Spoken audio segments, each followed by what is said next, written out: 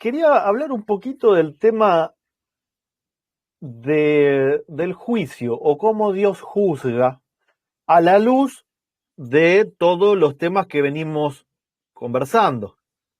Porque nosotros tenemos un conocimiento como adventistas, ¿no? El mensaje del primer ángel, temed a Dios y dadle gloria porque la hora de su juicio ha llegado. Y desde chico, los que hemos sido adventistas desde chico, nos han enseñado, ¿no es cierto?, que en 1844 Jesús pasó al lugar santísimo, comienza el juicio investigador y bueno, empezamos a tener una noción de lo que es o de lo que creemos que es, ¿no? Los nombres primero de los muertos pasan por ese juicio, después empieza el juicio de los vivos, se cierra el tiempo de la gracia, no hay más misericordia para nadie, el que hizo las cosas bien va a estar a la derecha como corderito, el que hizo las cosas mal va a estar a la izquierda como un cabrito, y cada uno va a recibir la sentencia que le corresponda, ¿no? Ahora, después de eso, estos últimos meses, o quizás un año, 2 años, hemos empezado a ver lo que es el amor de Dios con un lente diferente, ¿no es cierto? Hemos visto o hemos entendido que Dios no destruye de forma activa, ¿sí? Que su paciencia es para siempre, es infinita, que no tiene límite, ¿sí? Que nos ama como a hijos, con todo lo que eso implica. Entonces, es hora de que comencemos, ¿sí? De que nos introduzcamos a volver a estudiar los temas que como adventistas creíamos entender, pero ahora con este nuevo lente. ¿Cómo es un juicio o cómo es Dios como un juez, ¿sí? Sin ser arbitrario, sin usar la fuerza, sin castigar destruyendo, ¿sí? Y con todos los principios que hemos estudiado de su carácter? Porque sin ninguna duda va a cambiar nuestra percepción ahora de lo que es, ¿no es cierto?, el santuario.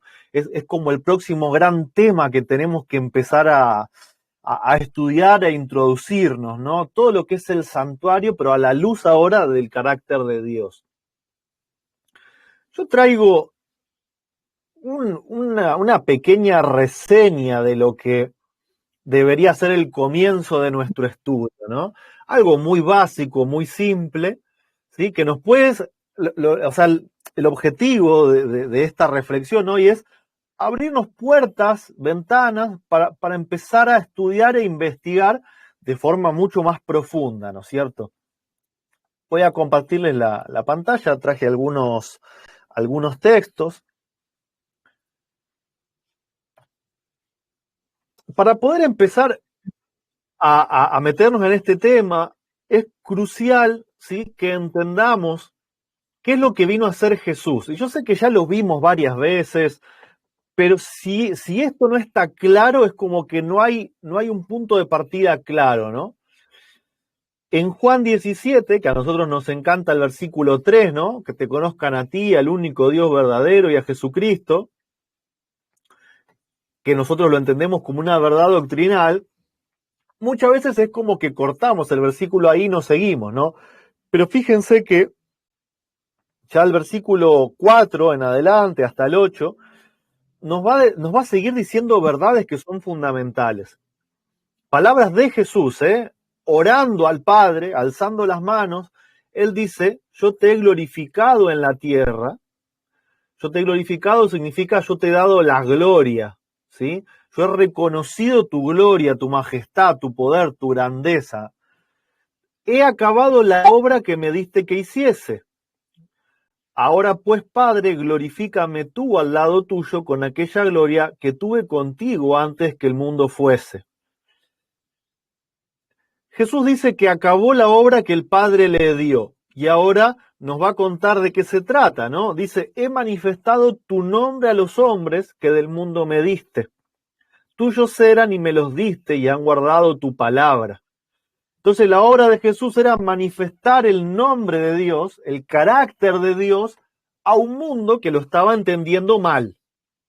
Entonces Jesús, por sus palabras, pero principalmente por su vida, por su vida, él da a conocer al Dios verdadero, ¿sí? No solamente de forma numérica, no solamente da a conocer el único Dios verdadero y Jesucristo, sino que lo da a conocer de forma cualitativa, nos da a conocer su carácter, su forma de ser.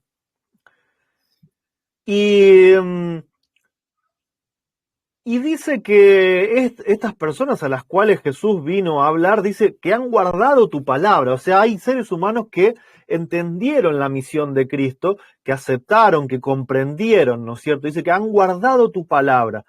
Han conocido que todas las cosas que me has dado proceden de ti, porque las palabras que me diste les he dado, y ellos las recibieron, y han conocido verdaderamente que salí de ti, y han creído que tú me enviaste. Entonces reconocen a Cristo, y en la forma de ser de Cristo, en el carácter de Cristo, ahora reconocen al Padre, ¿sí? Lo conocen de la forma correcta, porque antes puede ser que conocieran al único Dios verdadero. Puede ser que nosotros podamos decir, no, yo conozco al único Dios verdadero, no soy trinitario. Yo creo en el único Dios verdadero y en su Hijo Jesucristo. Ahora, ¿conozco de verdad su nombre? ¿Conozco su carácter? ¿Conozco cómo Él es? ¿Cómo se manifestó Cristo y por qué? Entonces, en la vida de Cristo, nosotros tenemos que poder ver los atributos del Padre.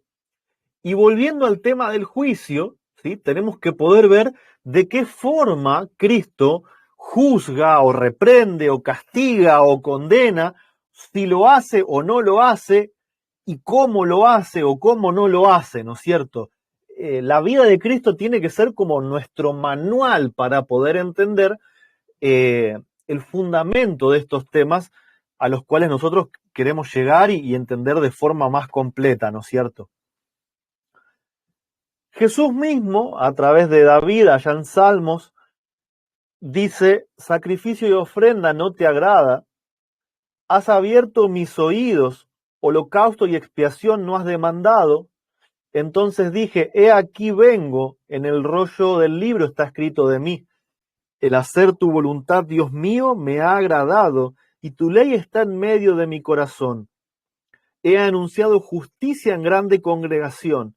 He aquí no refrené mis labios, Jehová, tú lo sabes. No encubrí tu justicia dentro de mi corazón. He publicado tu fidelidad y tu salvación. No oculté tu misericordia y tu verdad en grande asamblea. Entonces, lo primero que Cristo dice es que Él entiende y que enseña que sacrificio y ofrenda a Dios no pide y no le agrada. Y no estamos hablando solamente de la muerte de los corderos, ¿sí? Estamos hablando de todo lo que nosotros como seres humanos podamos hacer para pretender obtener el favor de Dios, ¿sí? Incluso querer guardar la ley de forma perfecta, ¿sí? Yo voy a ayudar a los demás, voy a darle de todo a los pobres porque quiero ganarme el favor de Dios. Jesús enseña con su vida que sacrificio y ofrenda el Padre no pidió, que a Él no le agrada. Entonces, Jesús dice, cuando yo entiendo esto, ahora entiendo, Padre, que el hacer tu voluntad es lo que tú quieres. Y a mí eso me agrada. Al hacer tu voluntad, dice, tu ley está en medio de mi corazón. Y sigue diciendo Jesús que esto es lo que manifiesta al mundo. ¿Sí? En grande congregación dice que anuncia su justicia. ¿Qué es la justicia de Dios? El regalarle el perdón a los hombres que no merecen. ¿Sí? Regalarles el perdón, la vida eterna, limpiarlos sin que lo merezcan. Esa es la justicia de Dios. ¿Sí? Dice, no refrené mis labios, no encubrí tu justicia. O sea, lo que más hizo Cristo es hablar sobre el perdón de Dios, la gracia que da gratuitamente, que no pide obras para poder darlo. ¿Sí? Esto es todo lo que hace Cristo. Y dice, he publicado tu fidelidad y tu salvación. Fidelidad es que Dios nunca cambia, que le ofreció lo mismo a todos, desde el primer pecador hasta el último. Ofrece lo mismo y Él no cambia. Su amor es inalterable. Y en su vida dice que no ocultó la misericordia y la verdad. ¿Sí? Entonces, tenemos acá muchas palabras que podríamos empezar a notar, ¿no es cierto? La justicia, pero a la forma de Dios, ¿sí? La de regalar perdón gratuitamente, no la otra justicia de el que las hace las paga, ¿sí? Justicia, misericordia, fidelidad, salvación. Todas estas palabras son las que van poniendo el fundamento del conocimiento que tenemos de Dios. Ahora, la tarea que nosotros tenemos es cómo encajan estas palabras o estos atributos de Dios a la hora de tratar de entender un juicio. ¿Cómo encaja que Dios puede regalar justicia a alguien que no lo merece? ¿Cómo encaja que Él es misericordioso todo el tiempo, que es fiel y que perdona aunque alguien no lo merezca? ¿Cómo hacemos que esto coincida a la hora de estudiar y de entender un juicio? Porque nosotros cuando pensamos en un juicio, pensamos en lo que nosotros conocemos. Tenemos un juez, que es el que escucha los testimonios, el que toma las pruebas. Tenemos a alguien que acusa, un abogado que acusa, tenemos un abogado que defiende, pero nosotros conocemos todo eso a la luz del pecado, ¿sí? Tenemos abogados que acusan tratando de incriminar de forma injusta. También tenemos abogados que defienden, que tratan de encontrar pruebas o vericuetos en la ley para que alguien culpable no reciba su castigo, ¿sí? Tenemos jueces que reciben coimas, tenemos jueces que se pervierten, ¿sí? Pero en la base, ¿no es cierto?, de que una persona culpable, se presentan pruebas, se presentan testigos, el abogado ya mucho no puede hacer y tenemos un juez que baja el martillo y dice, bueno, pena de muerte a esta persona porque fue un asesino, o cadena perpetua porque robó, violó, mató. ¿Cómo conciliamos la idea de un juicio con la misericordia, el perdón y la justicia que regala perdón, que regala misericordia? Es difícil, ¿no? Nuestra mente humana conciliar esto, pero bíblicamente tiene que estar, o sea, Dios tiene que haberlo manifestado de alguna forma para que nosotros lo podamos entender, porque incluso es un mensaje que debe darse al mundo, es el mensaje del primer ángel. 1 Timoteo 3:16 dice que indiscutiblemente grande es el misterio de la piedad. Dios fue manifestado en carne, justificado en espíritu, visto de los ángeles, predicado a los gentiles, creído en el mundo y recibido arriba en gloria. Entonces, ¿qué es lo que quiere decir este versículo? Que Cristo viviendo en la tierra es equivalente a Dios viviendo en la tierra. Todo lo que Cristo hizo o no hizo, dijo o no dijo, es lo mismo que si Dios mismo hubiese estado acá, ¿sí? No hay ninguna diferencia, ni siquiera mínima, entre lo que es Cristo, entre lo que dice Cristo y entre lo que es el Padre y dice el Padre, ¿sí? Esto es indispensable comprenderlo, ¿sí? Y fíjense que involucra a todos, o sea, cuando Cristo manifiesta al Padre, dice que lo ven los ángeles, ¿sí? Lo terminan de comprender los ángeles, reconcilia tanto a los ángeles como a los seres humanos con Dios. Es predicado a los gentiles también, que no lo conocían. Eso también es muy importante, porque no incluye solamente a un pueblo elegido, al pueblo judío, sino que Jesús vino a hablarle a todos, no hizo ninguna diferencia, ¿sí? Ni con los samaritanos que eran enemigos, ni con los griegos, ni con los romanos, no hizo ninguna diferencia, ¿sí? Ninguna.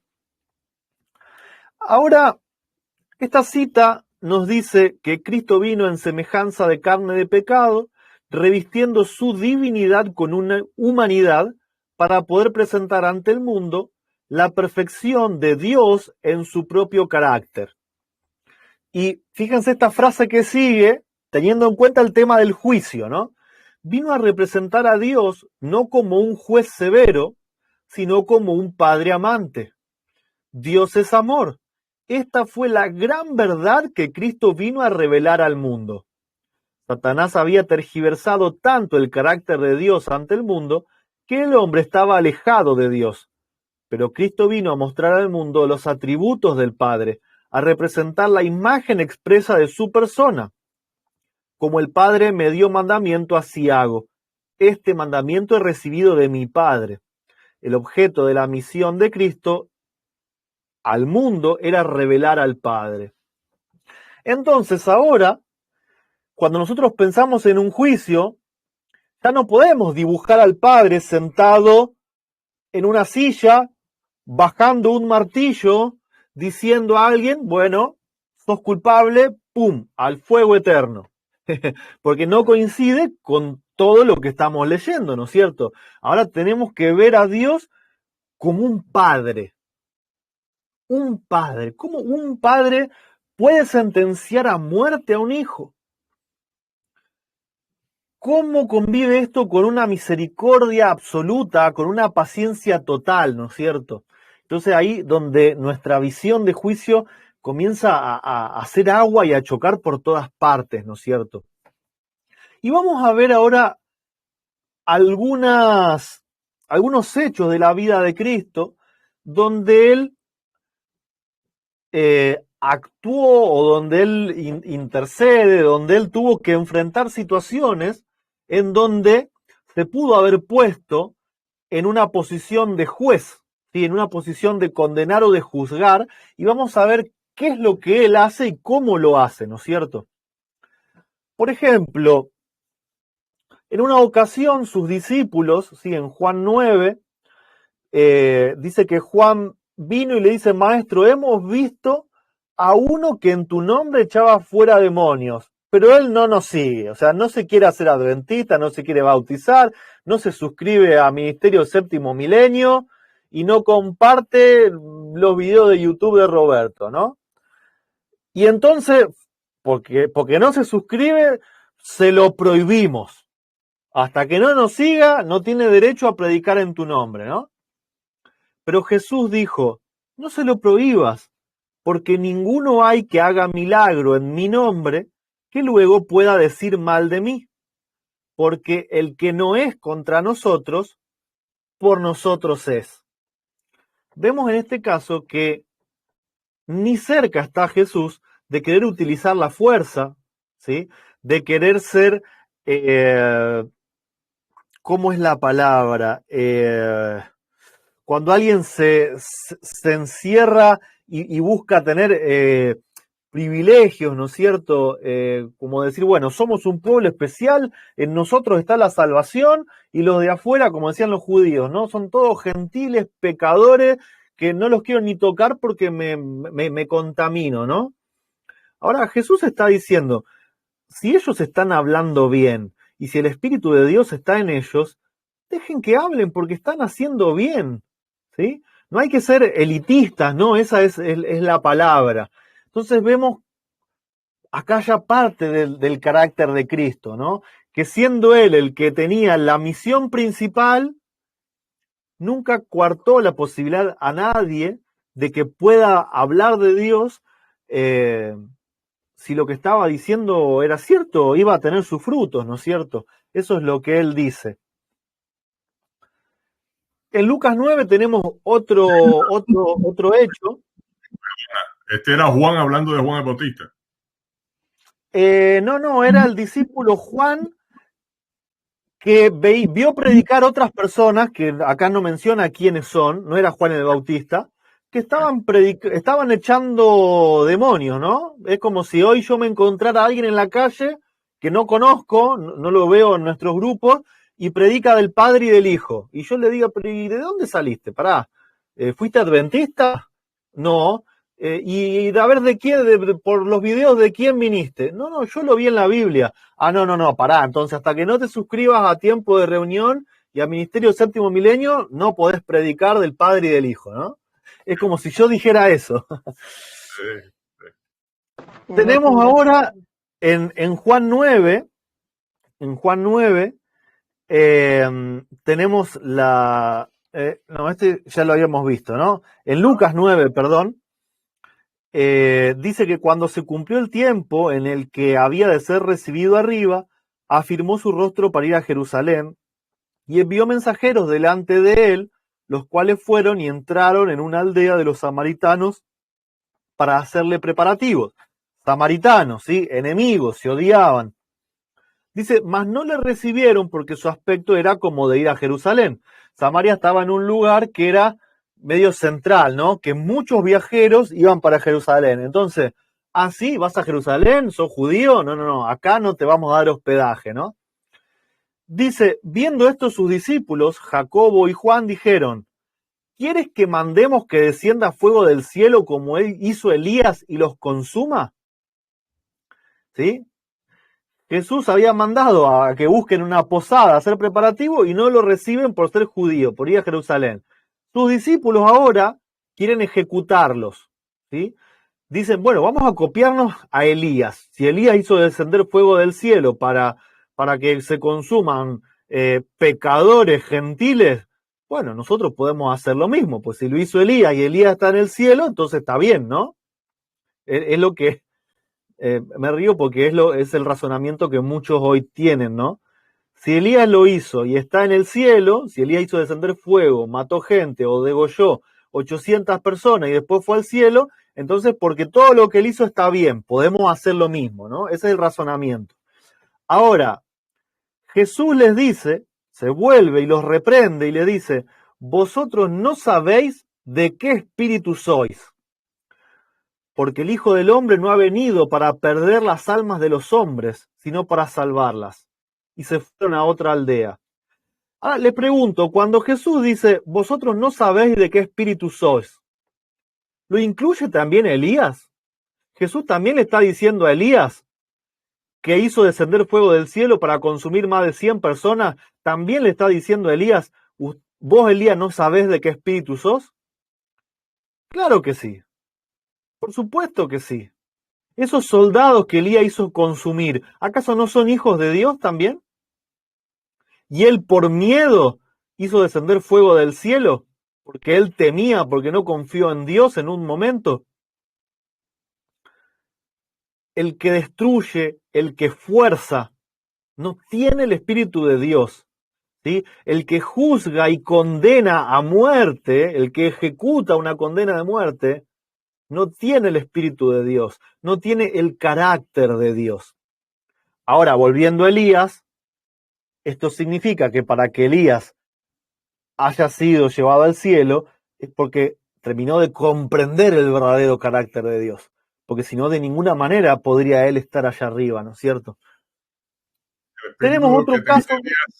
El espíritu que tenía Elías en ese momento era el espíritu del diablo. No lo dudo, no lo dudo.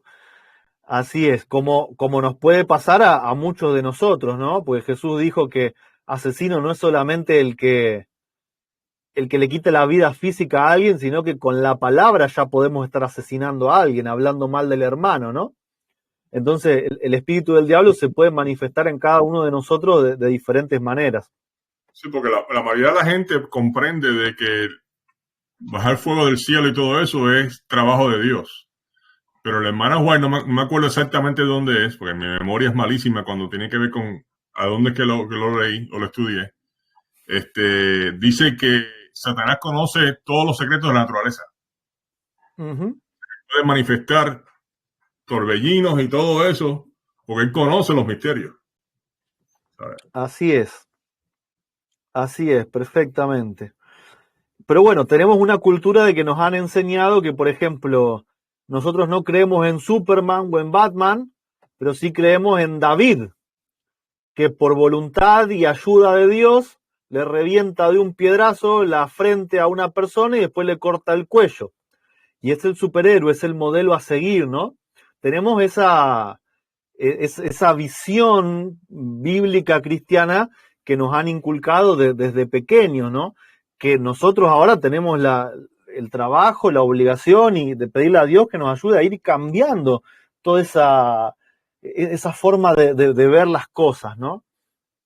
Que por algo están escritas, no necesariamente para imitarlas, sino quizás para aprender de todo lo mal que se ha ido haciendo durante toda la vida. Sí, Claudio. Es increíble que, ahora que tú mencionas eso, es increíble que a nosotros nos han enseñado de que Jesús, y es lo que dice la palabra, Jesús vino para reivindicar el carácter del Padre. Decimos, sí, mira, Cristo vino para reivindicar el carácter del Padre. Pero seguimos con la misma idea de antes, como si Cristo no hubiera llegado. Seguimos con la imagen de Dios, que es destructor, que destruye, que tiene que hacer lo que tiene que hacer, que todos los profetas anteriores, que por cosas de naturaleza destruyeron o por fuerza, fue de parte de Dios. Entonces, como para nosotros es como Cristo nunca hubiera llegado. Porque Así seguimos es. con la mentalidad anterior. O no entendimos, no aceptamos de que Cristo manifiesta al Padre al 100%. Es como que lo seguimos viendo con diferencias. El Padre es menos paciente, el Padre es el que hace el trabajo sucio y Cristo es más bueno y más tolerante. Que es una enseñanza muy católica, muy pero muy católica. Y este ejemplo que sigue me gusta mucho porque para mí bueno, ustedes conocen la historia de la mujer adúltera, ¿no? Los fariseos que traen a esta mujer la hicieron muy bien, o sea, son malos, inteligentes de en serio, ¿eh? Porque ahora lo que ellos usan son leyes que venían del mismo Moisés y lo ponen a Cristo entre la espada y la pared, ¿no? Vamos a ver qué dice. Jesús se fue al monte de los olivos, Juan 8, ¿no?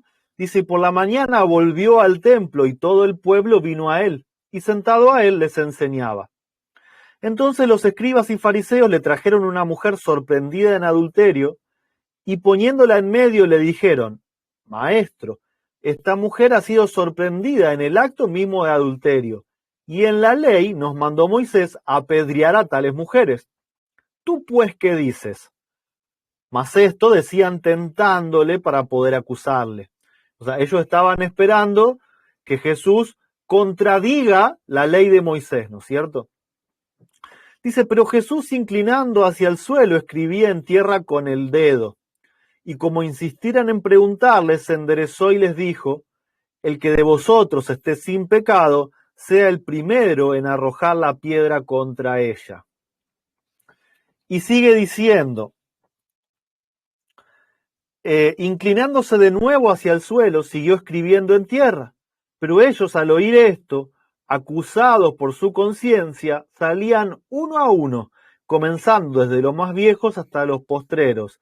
Y quedó solo Jesús y la mujer que estaba en medio. Enderezándose Jesús, y no viendo a nadie sino a la mujer, le dijo, Mujer, ¿dónde están los que te acusaban? ¿Ninguno te condenó? Ella dijo, Ninguno, Señor. Entonces Jesús, y déjenme acá inventar un versículo, ¿sí? Entonces Jesús, representando el carácter del Padre, siendo idéntico a su Padre en su forma de ser, le dijo, ni yo te condeno, vete, no peques más. ¿Sí? Déjenme agregarle toda esa explicación entre paréntesis. Vamos a decirle la coma robertina, vamos a decirle. Qué ocurrente. Así es. Ahora, mejor ocasión que esta, si de verdad Jesús o el Padre en algún punto de su carácter tienen que decir basta y castigar y condenar a alguien, este era el momento exacto. Porque muchos dicen, no, a ver, está bien, son amor casi todo el tiempo, pero en un punto, en algún momento ellos tienen que terminar con el pecado, destruyendo al pecador, condenando al pecador. Ahora, si esta no era la ocasión perfecta, donde hasta la ley que estaba escrita en la Biblia lo decía, si no lo hizo acá, ¿cuándo lo iba a hacer?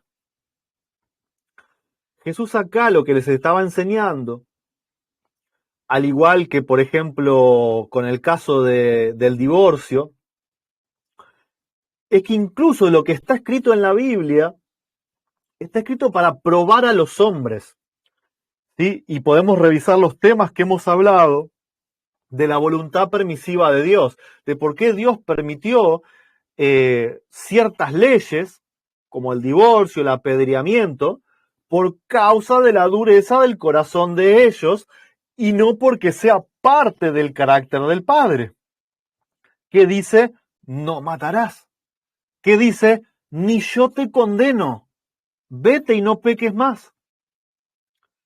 Se ve, ¿no es cierto?, de dónde viene cada idea.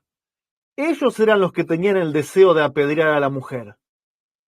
Y Cristo, poniéndoles un nuevo lente para leer las Escrituras, les hace ver de que si ellos apedreaban a la mujer, ellos también deberían haber sido apedreados. Porque pecan de una forma diferente. Y se atreven a juzgar a la gente porque peca diferente. Y generalmente nos pasa, y en la iglesia adventista también pasa, que el adulterio o el tener un hijo de soltero, ¿sí?, son pecados terribles, terribles, que hacen de que prácticamente seas un leproso, te borren de la iglesia, pero otros pecados como, no sé, puedo nombrar acá de la iglesia en Argentina, contrabandear durante 25 años para evadir impuestos a nombre de la iglesia adventista, no es un pecado tan malo, ¿sí?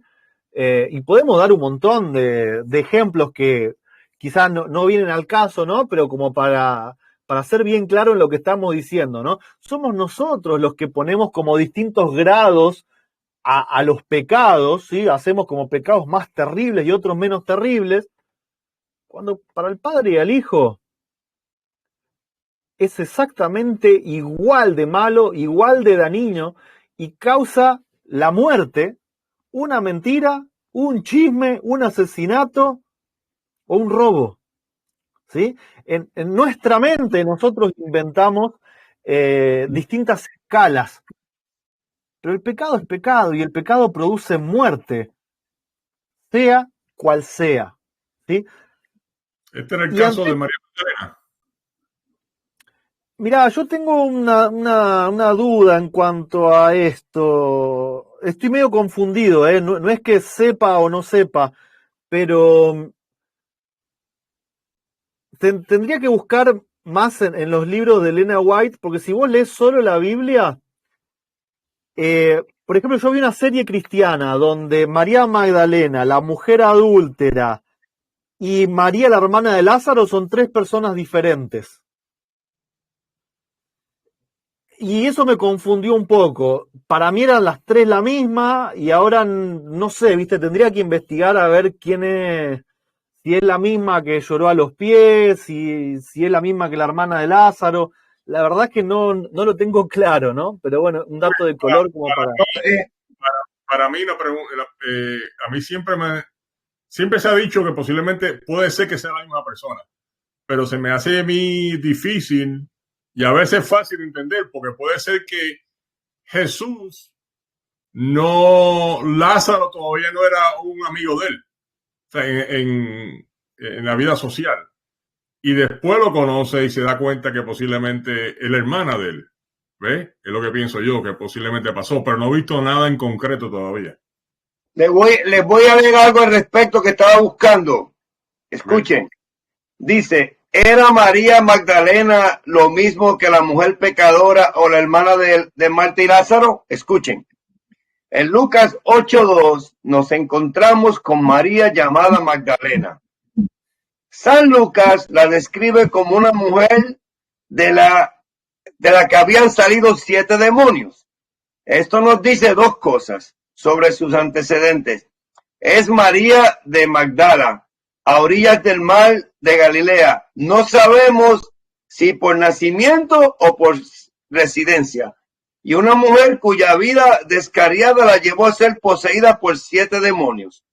Dado que esta identificación sigue inmediatamente el relato de Lucas de la mujer pecadora que unge los pies del Señor con un ungüento costoso y a quien el Señor le pide que guarde algunos para su sepultura, en Lucas 7, 36 al 50, la mujer pecadora a menudo se entiende como Magdalena.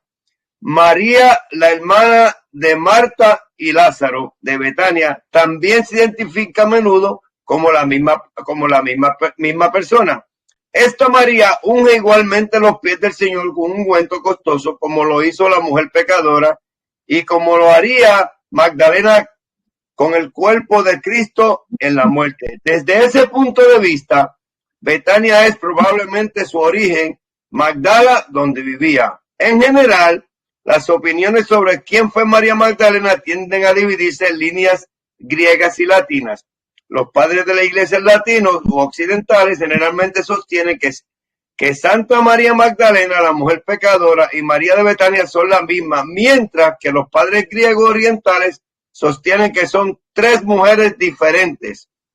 La escritura no proporciona una solución clara a esta pregunta. Por eso tenemos que ir entonces a lo escrito de la hermana White. Sí, habría que revisar bien. Sí. Yo como creía que sí era la misma, pero después me quedé ahí en un... que no lo estudié de verdad. Me enteré que había otras posibilidades y no lo sé. El punto es que teniendo la oportunidad y teniendo casi la ley de su lado, ley que en definitiva Dios había permitido que existiera, no por su voluntad, sino por la dureza del corazón de la gente, pero ley al fin, teniendo esa oportunidad, dijo, yo no te condeno. Yo no te condeno. ¿Sí? Y yo vengo a representar el carácter del Padre y no te condeno. Vive. No peques, porque el pecado te lleva a la muerte, pero yo no te condeno. Y acá es donde hay que hacer un énfasis especial, ¿no? Porque acá como que nos empieza a dar una idea o nos confunde más de cómo va a ser el juicio. ¿Sí? Vamos a tratar de... Solamente eso, Roberto, en ese versículo yo también entiendo de que tú puedes vivir una vida sin pecado. Porque si no fuese verdad, Jesús nunca lo hubiera dicho, vete y no peques más. Hubiera sido una mentira. ¿Entiendes? Y entonces eso me confirma a mí que tú sí puedes vivir una vida sin pecado. Claro, a través de Cristo. Pero eso me confirma a mí, porque si él le hubiera dicho a ella, vete y no peques más, y la persona el ser humano no puede pecar, no puede dejar de pecar, era como si estuviera burlándose Cristo de ella.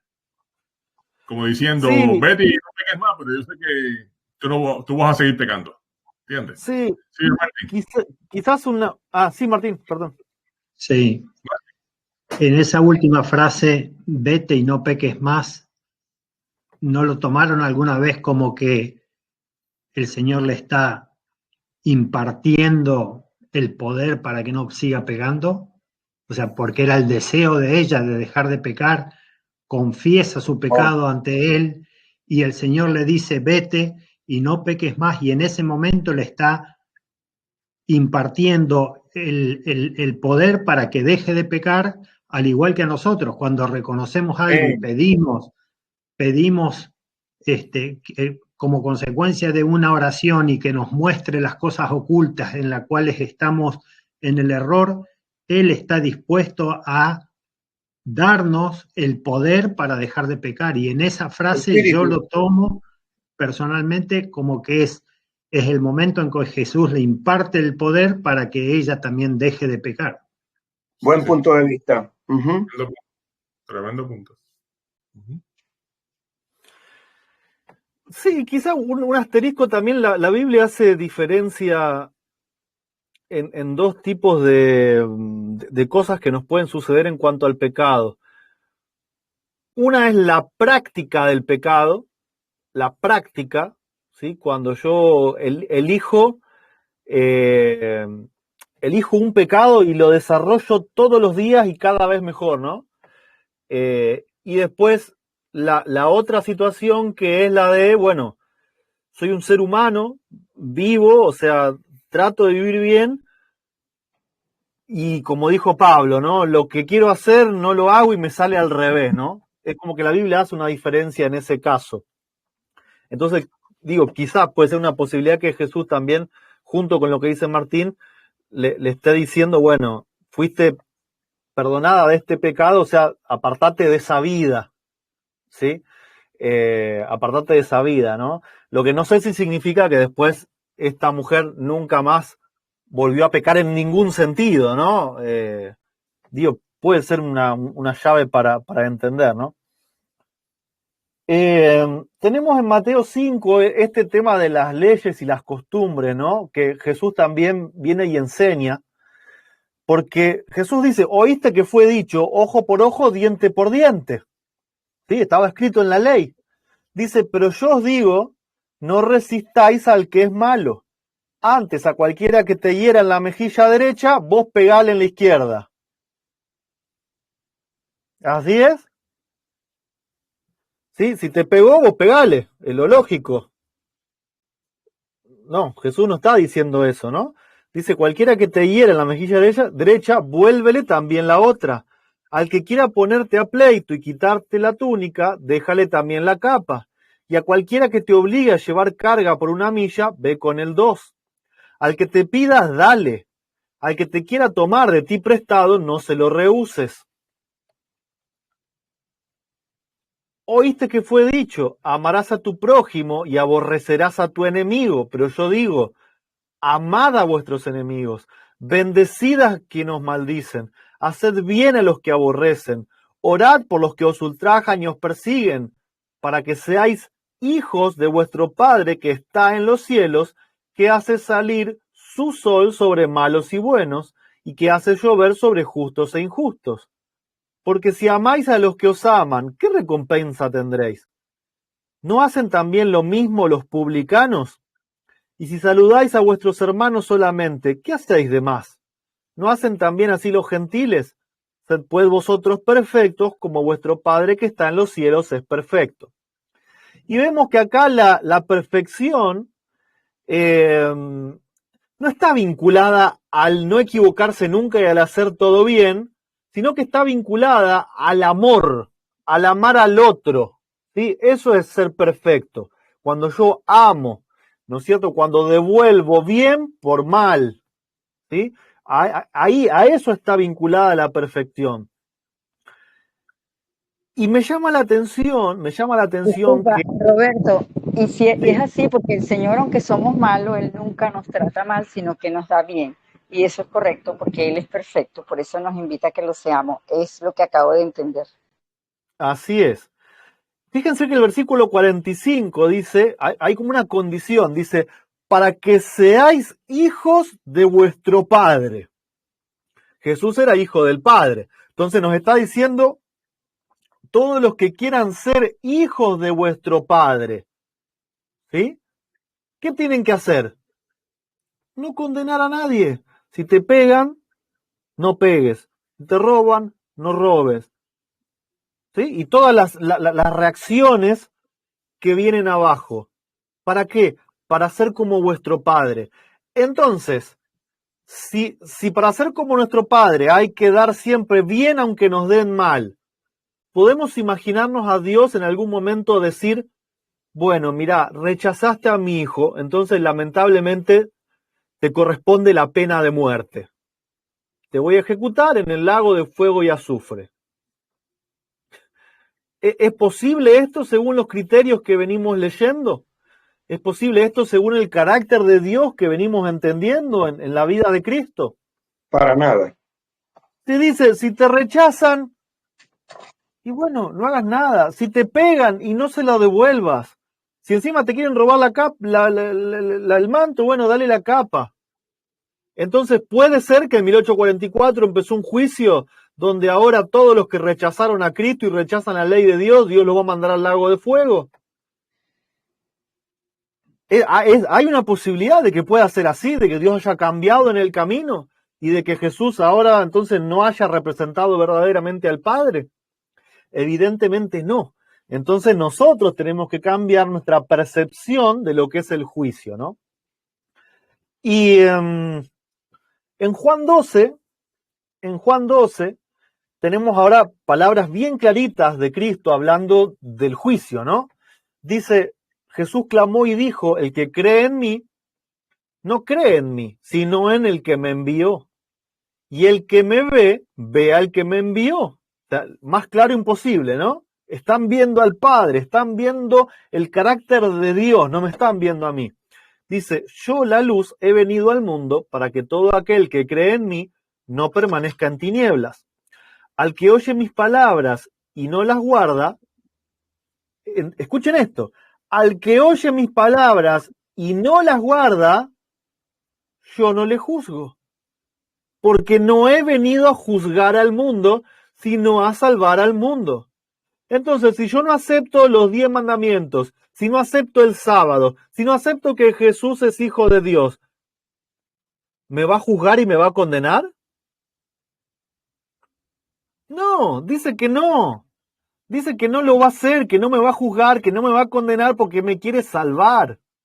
Él no lo va a hacer, ¿sí? Dice, el que me rechaza y no recibe mis palabras, tiene quien le juzgue. Y entonces acá prestemos atención porque se nos abre la puerta de cómo es el juicio, ¿sí? Cristo y el Padre no te juzgan ni te condenan. Pero si rechazas las palabras, hay alguien que te va a juzgar, ¿sí? ¿Quién es? Dice, la palabra que he hablado, ella le juzgará en el día postrero, porque yo no he hablado por mi propia cuenta. El Padre que me envió, Él me dio mandamiento de lo que he de decir y de lo que he de hablar. Y sé que su mandamiento es vida eterna. Así pues, lo que yo hablo, lo hablo como el Padre me lo ha dicho. Entonces, ustedes pueden decir, bueno, Roberto, está bien, el Padre y el Hijo no juzgan, pero la palabra te juzga. Pero ¿y qué dice la palabra?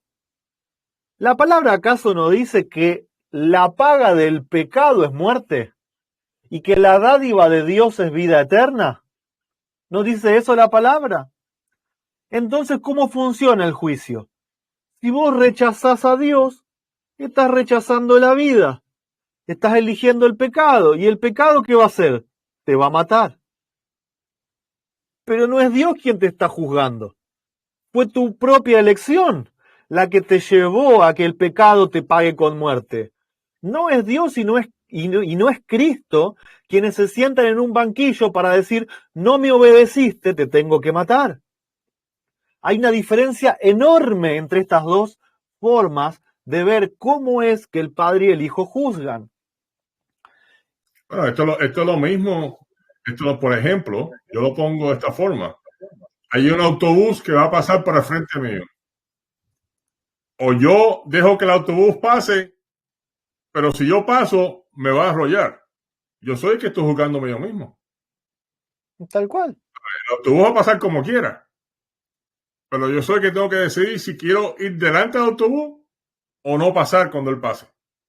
Es la misma cosa. Así es. Tal cual. Es así tal cual como vos decís.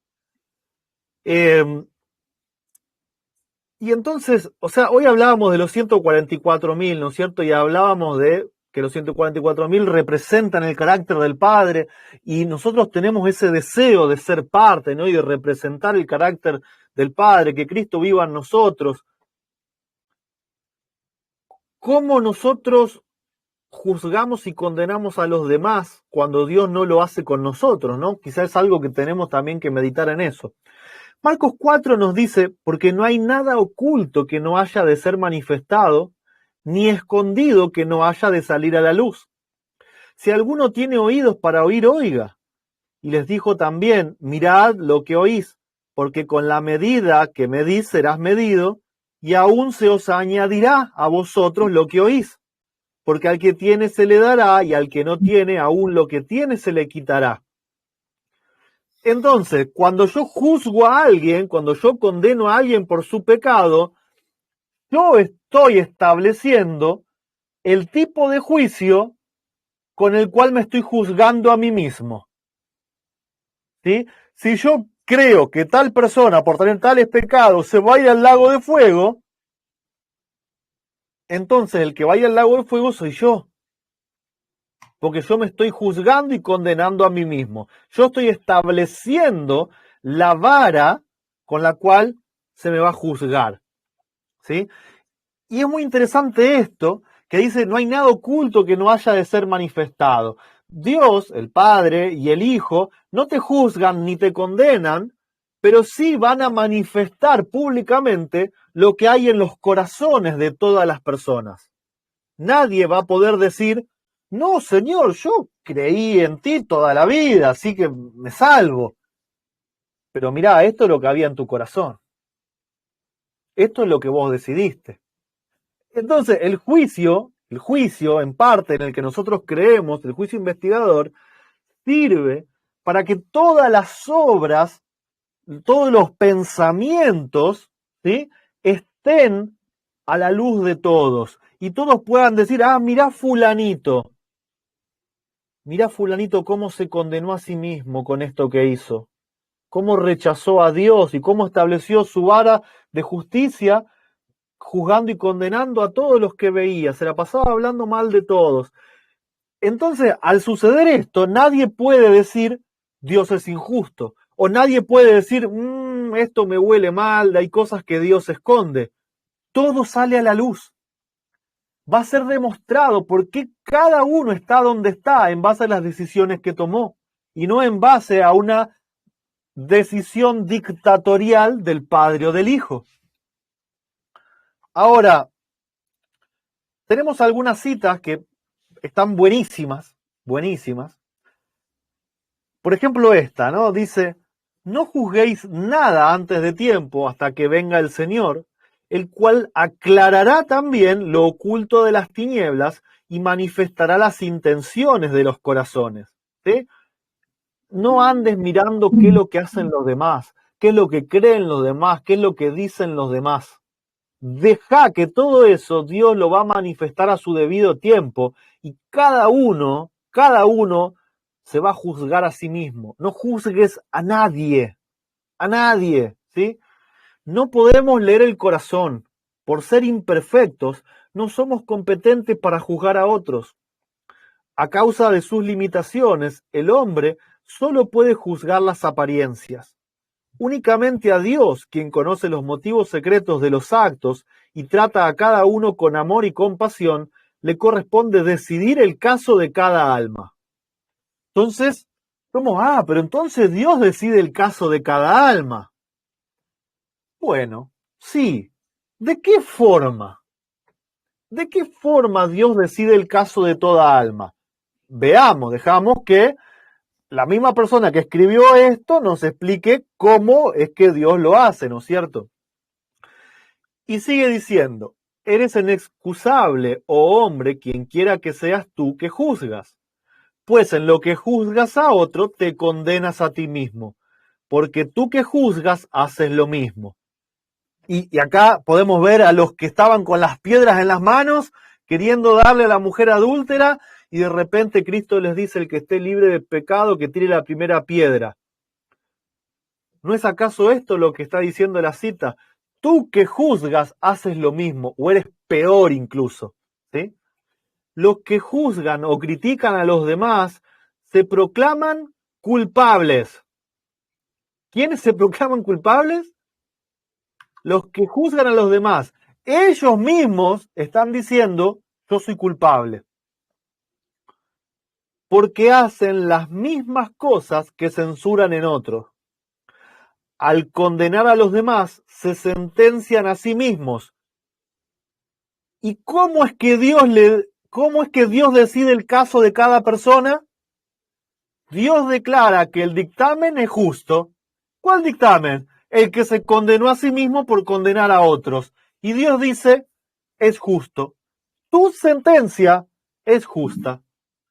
Dios no da su sentencia. Dios no da sentencias dictatoriales. Dios acepta la decisión que cada uno quiera tomar. Y si uno se condena a sí mismo, cuando condena a otro, Dios simplemente dice, es justo, es lo que decidiste, yo no puedo ir en contra de tu voluntad.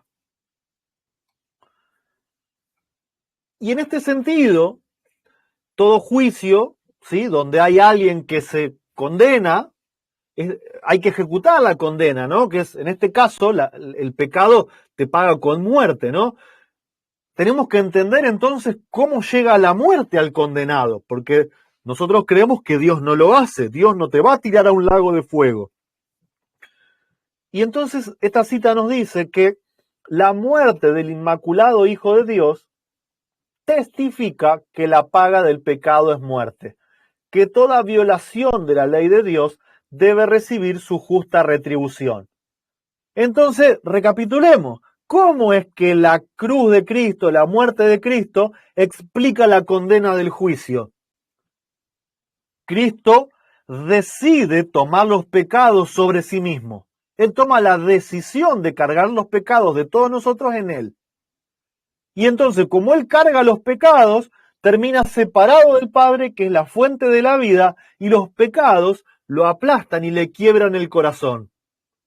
Este modelo de juicio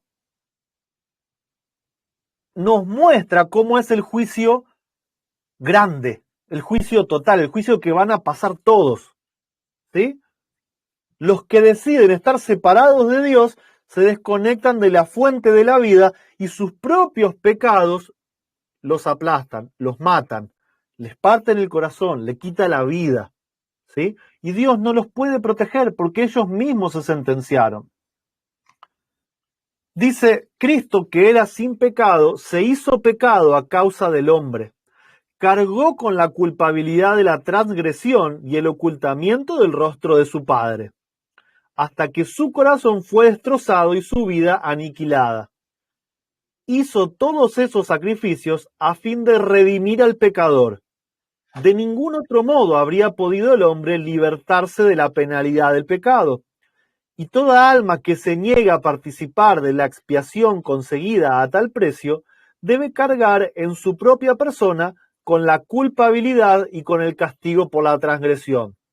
Entonces, el Padre y el Hijo están tratando de explicarles al ser humano que si se apartan, ¿sí?, Dios no puede hacer nada, no lo puede obligar, y el pecado lo va a aplastar. Entonces el hombre dice, no, eso es mentira. Entonces, ¿qué hace Dios? Manda a su Hijo para mostrarles el proceso. El Hijo se carga con el pecado y nosotros, la gente, ve cómo el pecado mata a Cristo. Y ahora podemos decir, era verdad. Por favor, yo no quiero cargar con mi pecado. Por favor, Padre, quítame mi pecado, perdóname.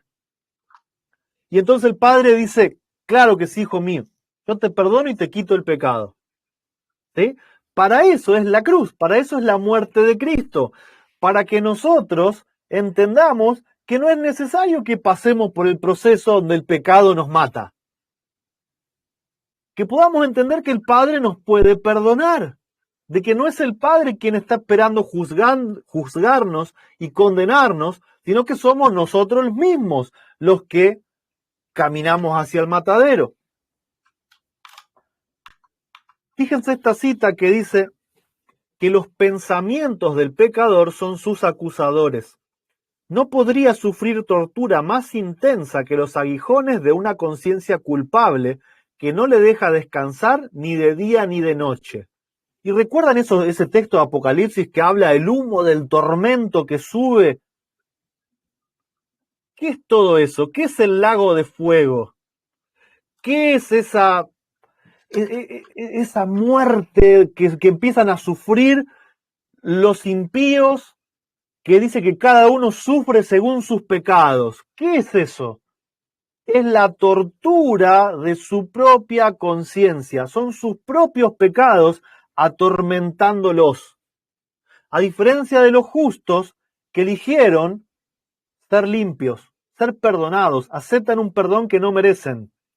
Es la única diferencia entre justos, la única diferencia entre los que son salvos y los que no son salvos. Unos aceptan el perdón y se aferran, aceptan la gracia, aceptan la justicia, y los otros no la aceptan y cargan con su propio pecado.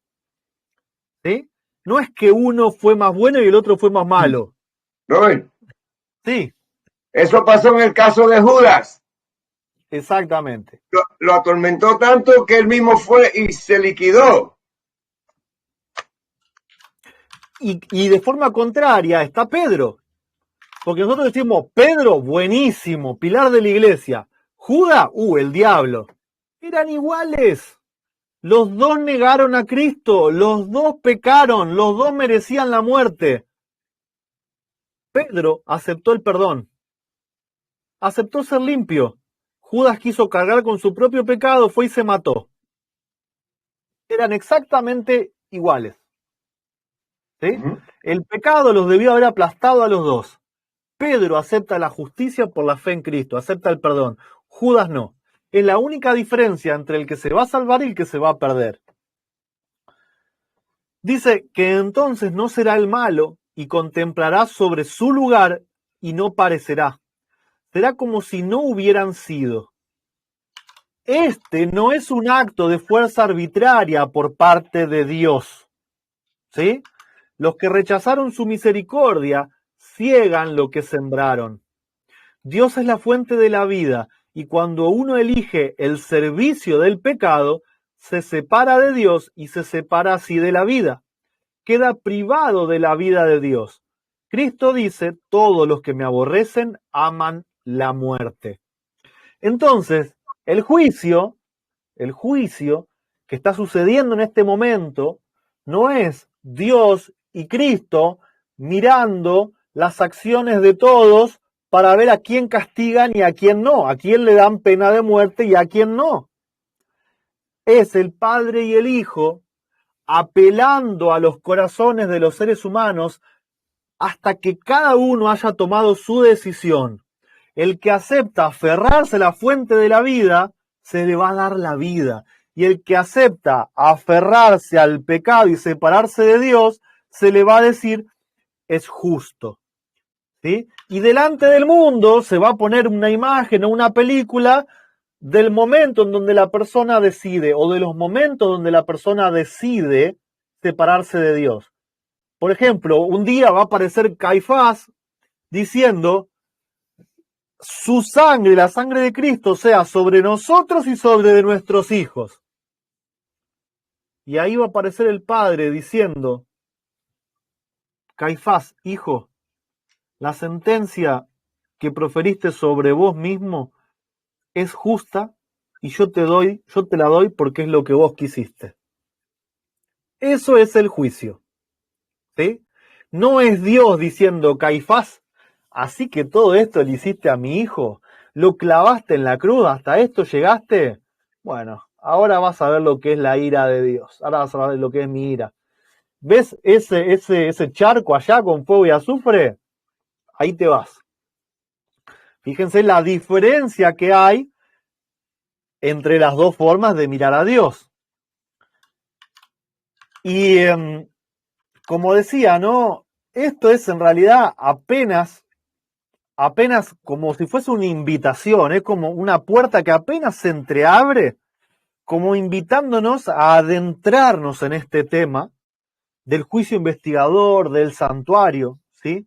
Para que podamos conocer a Dios, su carácter, en todas sus obras. Así como hemos estudiado, ¿no? Y tratamos de conocer a Dios, cómo fue que actuó en el diluvio, cómo fue que actuó en todos los procesos donde Israel iba a la guerra, cómo actuó en Sodoma y Gomorra. También tenemos que pedirle a Dios que nos ayude a conocerlo, a cómo es Él en el juicio, para que cuando nosotros prediquemos el mensaje del primer ángel, temed a Dios y dadle gloria porque la hora de su juicio ha llegado, no estemos predicando terror, ¿sí? Cuidado, porque viene el día donde se acaba el tiempo de gracia y Dios tiene que enviar al lago de fuego a los que no lo aceptaron. Porque muchos hemos predicado eso y muchos lo siguen predicando. El tiempo de gracia se acaba. La paciencia de Dios tiene un límite. Ahora, ¿por qué hay un tiempo de gracia que se acaba? Simplemente porque hay un momento en donde todos tomaron su decisión. No fue porque a Dios se le terminara la paciencia. Simplemente hubo un mensaje que puso delante del mundo el carácter de Dios y todos dijeron sí o no. Entonces no es que a Dios se le acabó la paciencia, simplemente todos decidieron ya seguir con tiempo, no tiene más sentido. Todos tomaron su decisión.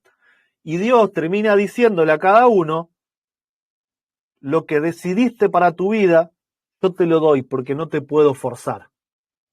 Es justo. ¿Sí? Por eso el tema se llamaba juzgados por el corazón.